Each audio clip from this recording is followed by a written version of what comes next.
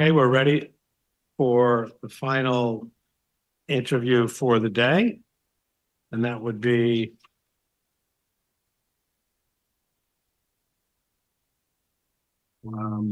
second. Oh, you're here. Okay.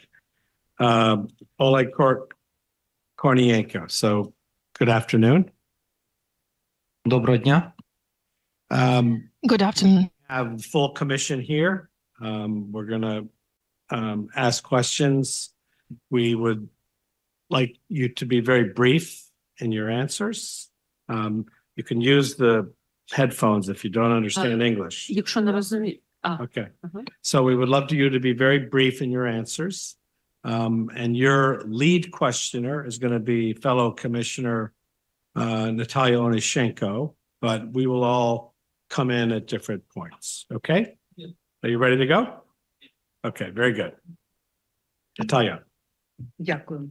Добрий день. Ми будемо працювати з вами. Good afternoon, everyone. So, my name is Natalia Onyshenko, and I will be asking questions to you.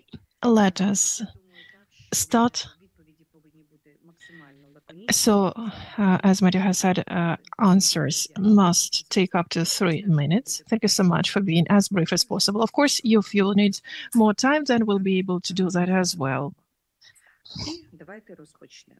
Okay, so let us start. First question is the following. According to the data of your declaration, for 2017-2019, you have car Chevrolet 2019.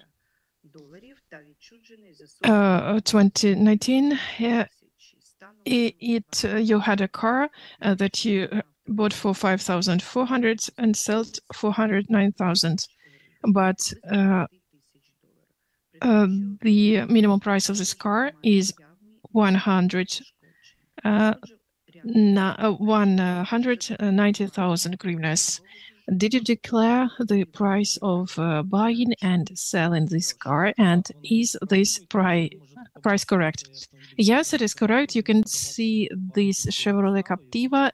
It was used in the bank, and it was sold at an auction, and the person bought this loan debt, and the price was mentioned in the court decision. And later, this car, I bought this car from this person. So this is true. This is a true information. Okay, thank you. How can you explain the fact that such cars usually cost much higher than the price that you sold it 5 years ago, though usually cars become cheaper and not more expensive? So did I sell it at a higher price? Yes. So you sold it at a more expensive price than the price for which you sold it 5 years ago, though the cars become cheaper after prolonged use.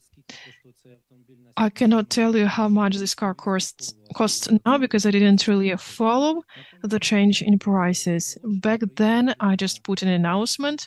A person from the west of Ukraine came, take a look at this car, and they liked this car and they bought it. We went to the service center where we signed the agreement and they bought it. So I thought that, so I set this price because to me it was a good price when this car was sold as 5 seats, and I added 3 more seats because it was good for use for the family. That is why I improved this car, and it was sold as a 7-seat car, and this person bought this car for the price mentioned. So I don't know what's the problem. So this person thought that he was happy with the price. If he wasn't happy with the price, probably I would decrease the price. But since the person came, since he was happy, then we signed the agreement and this car went to that person. What about technical state of this car at the moment where you sold it? When I bought it, the technical condition was the following. So this car was confiscated. That is why it was stationed for quite a long time, and there were some problems about some technical issues. And when I started using the car, I repaired it, and when I sold it, it was in good technical condition. In 2020, your wife bought a Volkswagen 2014 for 135,000 hryvnias, about $5,400 as of February 2020. The cheapest price is 246,000 hryvnias, $5,600. Is the declared price correct? Yes, this car was brought from the US with defects, and it was after a car crash, and that's why I had to repair this car. Additionally, I added added gas equipment for this car. So at the moment when I bought this car, it was with defects, and that is why it was cheaper than the market price. The owner back then explained that he didn't have the money to repair the car. That is why he sold it with all the defects that this car had when it was transferred from the US to Ukraine. Okay. We are asking different questions in different areas, so we can switch topics. If I may, I would like to ask you the following. When the car was brought in Ukraine, what was the customs price? I'm sorry, I don't know, because it wasn't me who imported this car. Another person brought this car, and they sold me the car, which was cleared at the customs because they said they didn't have money to repair it. That is why I bought it. Did you have any photos? No, I don't have photos of it. I do not have any photos of it as in the beginning. Let us talk about the following. In your written explanations, you provided information about your failure to declare the right to use immovable property until mid-2016. Because of this, competition is open to the general public, and information about your declarations is very important because you run for the position of the head of the NAZK. That is why this information is of public interest. So can you please tell us, can you explain the situation to us? In my written explanations, I explained everything. Back then, there were explanations by the NAZK, and it was mentioned that only property that is used by the person as of 31st of December, after the months where declaration is issued. That is why I provided the agreement where I rented a room, and the agreement ended on the 31st of December that year. According to those clarifications by the NAZK, I provided everything the way I had. Later, those requirements changed, but back then, I only had to declare the properties that I had by 31st of December that year. That is why that's the explanation for the situation. I didn't hide the fact that I lived in this room. I mentioned my domicile in the provision number 1. Yes, I mentioned this room. It was mentioned. So the fact of using this room was mentioned.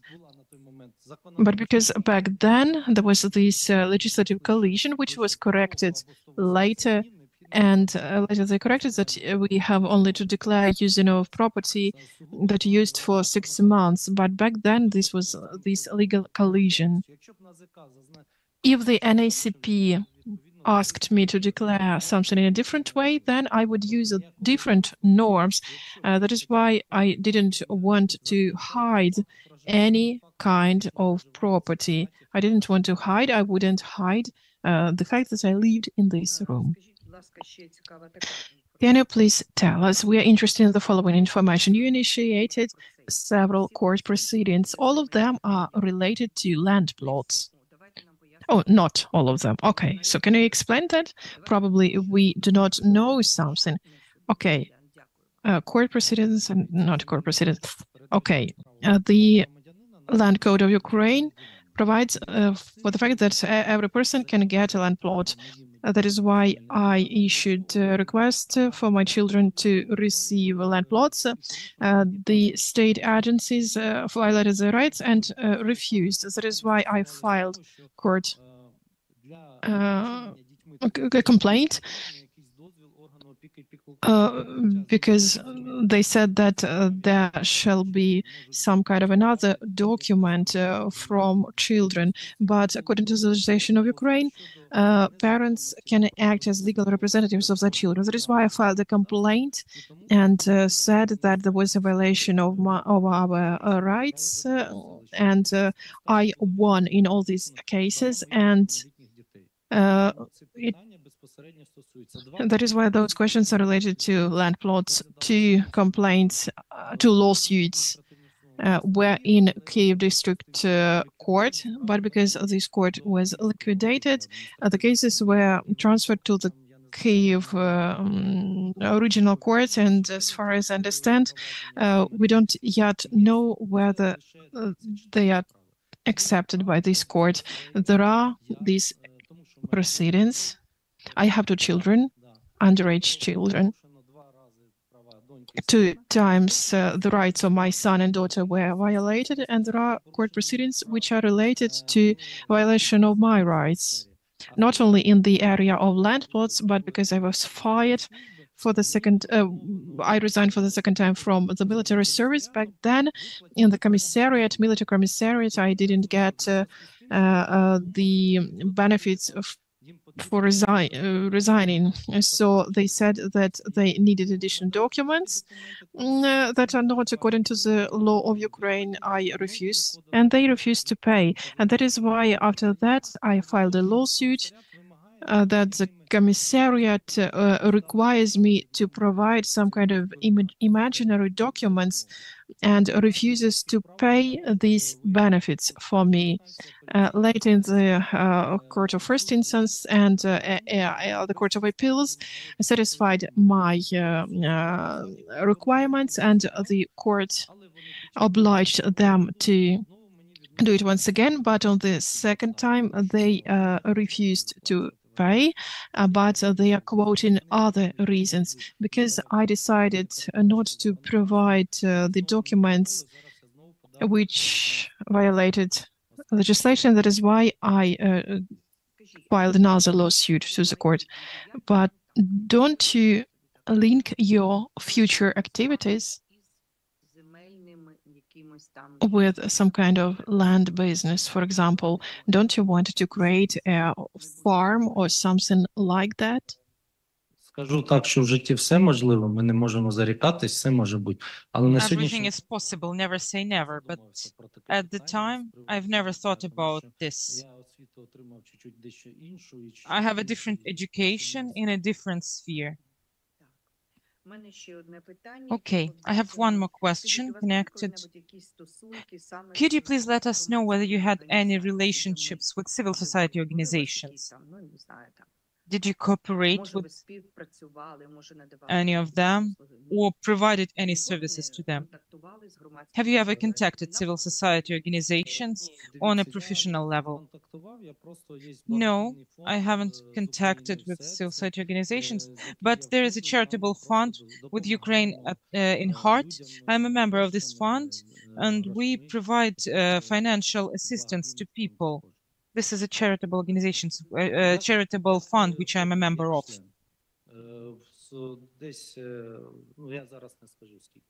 I don't know for how long. I'm not even sure whether I am a member of this charitable fund, because I haven't prepared a statement to continue my membership.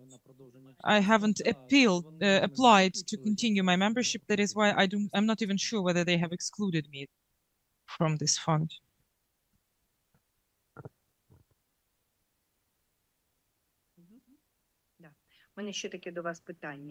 I have one more question. You know, different people see their future differently, and they have different prognosis. I know that you applied to the position of the head of the state cinema in 2020. And there was your clarification. You didn't believe that you were very professional in this sphere, but you were interested in communicating with the applicants to provide them with some, on your opinion, important suggestions for future. Is that true? Yes, that's true. I will indicate this once again. I had some recommendations to the political work of the state cinema. I provided my written explanations on that. Yes, I didn't have knowledge, and I actually didn't plan to occupy this position. But I communicated with the candidates near the office, including the current head of this state office.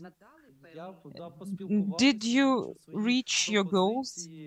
Yes, I provided my suggestions on the development of the state cinema. I voiced those recommendations also during my interview. You understand that otherwise it is impossible to communicate with the head and provide your recommendations. At that moment, I saw some problematic issues in the sphere of the state cinema, and I still believe that we are losing this cinema war with Russia, and cinema is a very good source used for propaganda. It was used by Russia, starting from, and it was used starting from 2020 at the territories of the eastern Ukraine. They wanted people to believe that we are the same people, the great Russia, that we need to unite. You can see all of this in Russian films. And this is what I indicated during my interview with the Commission and during my conversations with the applicants, where we had quite good discussions, discussed our visions, etc. Can we be sure? We are sure that this competition is not only for communication to provide your ideas, isn't it? You see, this is a sphere that I'm working in for quite a long time, which is anti-corruption sphere, and adhering to the anti-corruption law. I have been leading this scope of work for quite a long time, and I reached some success here, which I'm proud of. I managed to show some significant results, including bringing to liability around 2,000 people to liability for corruption. Only 22 people have been brought to administrative liability for corruption in an ACP, and I reached higher results with less people. We keep on working on this issue, and 5 people have been brought to liability for now. There are court cases, open court cases now, including with together with the National Police of Ukraine. This is my permanent issue of work. I've been doing it for quite a long time, starting from 2010. I worked on those protocols on anti-corruption legislation violation. I checked up declarations. Those were written declarations at that time. After that, I participated in court hearings, because prosecutors have to participate in court hearings. That is why I saw and I know the problematic issues of protocols, both NACP and police. I know the problematic cases and how courts react to them, both in NACP and the National Police. I covered this issue for quite a long time. I can raise this issue and I can speak about it, because in our country we see huge request for liability for corruption. 22 people brought to liability is not a good result over a year. Nobody is analyzing, everybody is So the protocols are being drafted, but how those protocols are being considered in courts, we see that the results are very low. They are super low. Thank you. Do other members of the commission have any questions?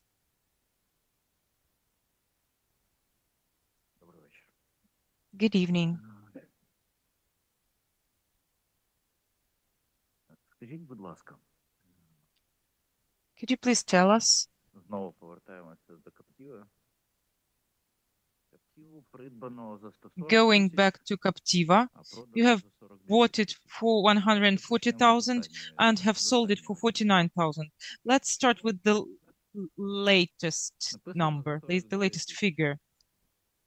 We see the information that you have sold it for 49,000. Why 49,000? Why not 50? Not 55? Not 45?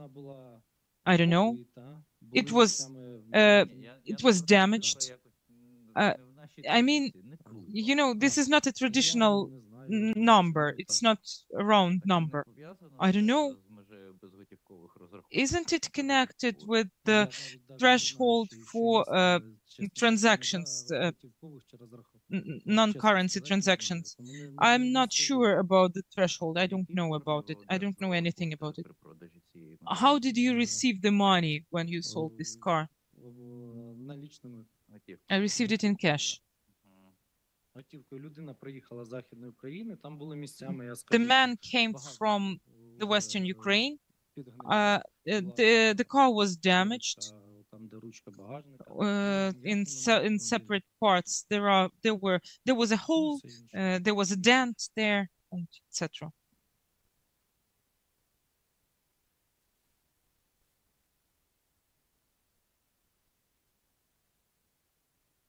Автомобіль Volkswagen Jetta Volkswagen Jetta. придбаний за 140 Your тисяч.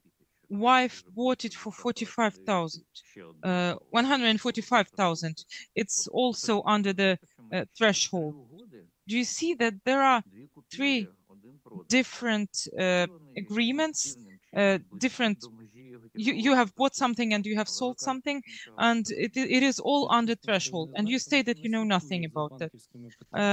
You know, I'm not really informed about bank transaction rules. Speaking about Jetta, we have learned that the average price for cars like that at that time, not only of this class and type, but also of this age with similar characteristics, the average price was about 100,000 higher, 240,000, for example. Can you explain this variation somehow? The man has sold this car for me. It was damaged. One more question. Ваш брат військовослужбовець. Your brother is a military. We as a commission are grateful to him, but we need to ask you a couple of questions about the car that was in his possession. You can, but I'm not sure I can answer all of them. As you remember, there is a category of closest relatives. That is why we have to ask you this question.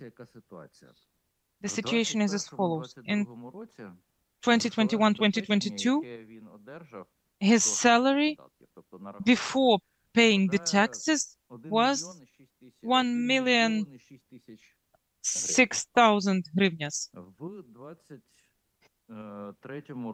In 2023, two events took place.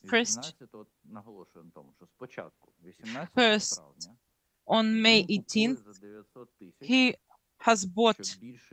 has paid 90,000, which is more than his 2 years' income after paying the taxes. He has bought Mazda MC for 90,000, Mazda CX-9 for 90,000. And on May 23, he has sold Mazda 6 for 500,000. Why? How do you think he managed to do that? Where did he get that money while he didn't still sell the other car?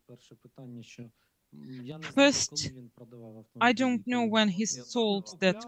I have told you the dates. Maybe he has taken some advancement payment for the car.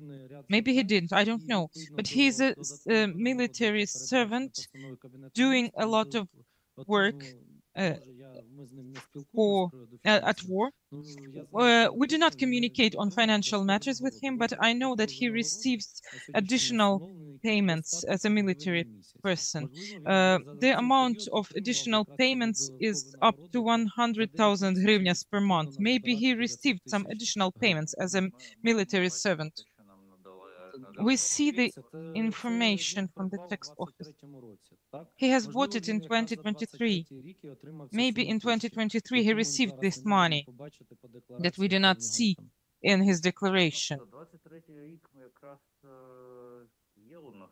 We have the declaration for 2023, and it includes around 500,000 over the whole time. Just a second, I don't want to lie to you. Just one moment. Anyway, the character of his tasks, does it allow you to contact him? Can you talk to him? Yes, I can call him when he's online.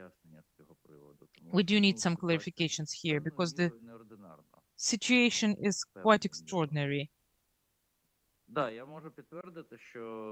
Yes, I can confirm that in 2023, the amount of his payments is around 500,000 hryvnias for now, with its excluding the last quarter. Yes, but we're speaking about May. I don't know, but we do not communicate on financial matters with him, but the Commission will be grateful if you could explain that it is important for your future career if he provides some clarifications there, and you will give them to us. This will be very useful. Okay, thank you very much. Could you please tell me a specific person in Secretariat whom I can contact on this matter? Thank you. No questions on my side. Thank you. Just a quick question from my side, because you explained that you bought a car and then you sold it at a higher price because you increased the number of seats inside the car and you've done other types of repair. Can you do that legally in Ukraine? Can you adapt a car to make it accommodate more people? Do you need an authorization for that, or is it done by the owner as they see fit? Це є категорія транспортних засобів, які з заводу... There is a category of transport vehicles that can be either include 5 seats or 7 seats. So there is no need to have any authorization to add the third row of seats in the car that might have 7 seats. Дякую. Thank you very much. This will conclude your interview. Thank you. Великий вам. Yeah. And thank you so much for coming over and being willing to answer these questions. And we will be in touch with you to supplement the interview and get some more information. So thank you very much. Дякую вам велике. Гарного вечора. Thank you very much and have a good evening.